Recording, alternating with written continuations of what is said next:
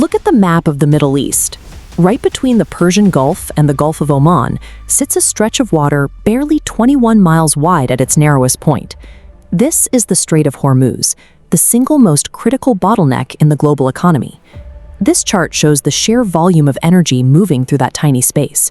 Every single day, around 20 million barrels of oil pass through this waterway, roughly 20% of global petroleum liquids consumption.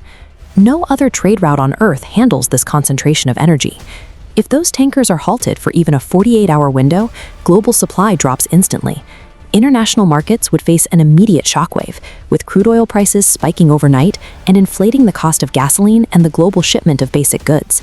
We live in a highly optimized, interconnected system, but that entire system relies on the assumption that ships can continuously pass through a 21-mile gap. A single regional dispute over this specific strip of water has the capacity to freeze global commerce.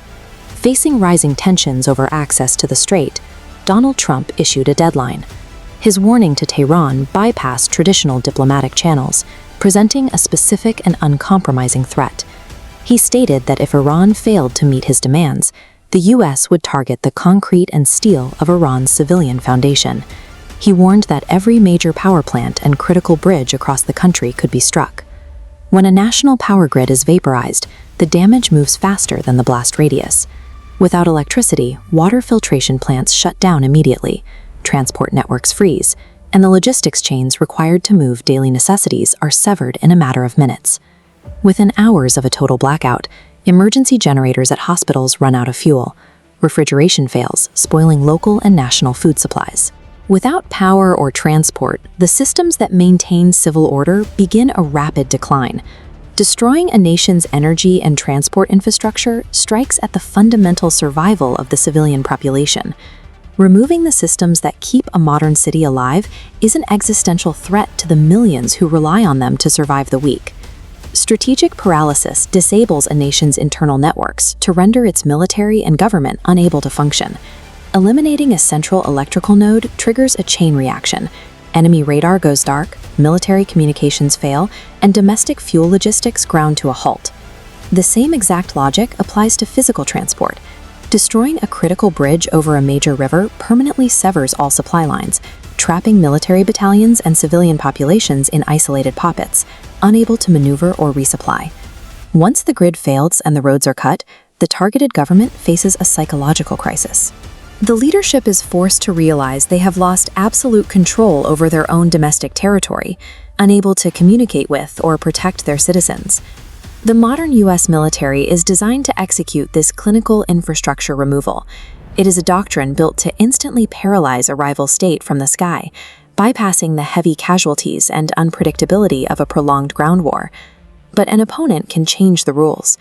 Facing an aerial superiority they cannot match, Iranian forces and citizens developed a ground-level countertactic.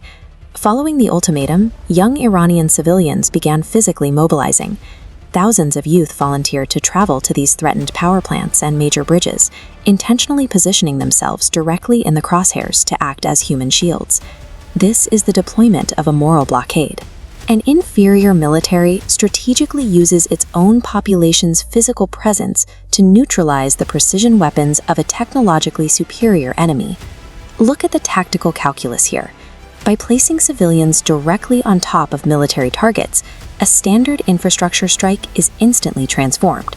The attacking commander now has to weigh the value of disabling a power plant against the devastating international cost of a highly televised mass casualty event. By intentionally weaponizing the potential suffering of their own citizens, Iran engineered an asymmetric deterrent, creating a physical barrier that high-tech American firepower cannot easily cross. We are now looking at a ticking clock scenario. An unstoppable military force has coordinates locked onto physical targets, and those targets are now actively wrapped in human collateral. If the United States authorizes a strike straight through those civilian shields, the blowback would be catastrophic. The international sanctions, allied condemnation, and intense domestic political fallout would likely outweigh any strategic advantage gained by destroying the infrastructure. But Tehran is trapped by its own rhetoric. If the Iranian regime backs down from the Hormuz deadline and withdraws the crowds, they expose their ultimate weakness to their own citizens and regional rivals. they must hold the line to maintain authority. Both nations have backed themselves into a rigid corner. They have engineered a standoff where the mechanics of diplomacy are frozen, and any attempt at de-escalation is perceived as an unacceptable public defeat. This standoff over electrical grids and human shields represents the new blueprint for 21st century geopolitical conflict. It is the blueprint for how modern nations leverage vulnerabilities against each other. Symmetric battles between standing armies in open fields have been replaced by the threat of a sudden, total blackout of a modern society, shutting off the lifeblood of a civilian population from thousands of miles away. Layered on top of that is the extreme vulnerability of our trade systems. Our highly efficient global supply chains all hinge on a handful of isolated geographic choke points. The stability of the global economy and the lives of millions of civilians now hangs on a massive game of geopolitical chicken. Right now, neither side has built a way to hit the brakes.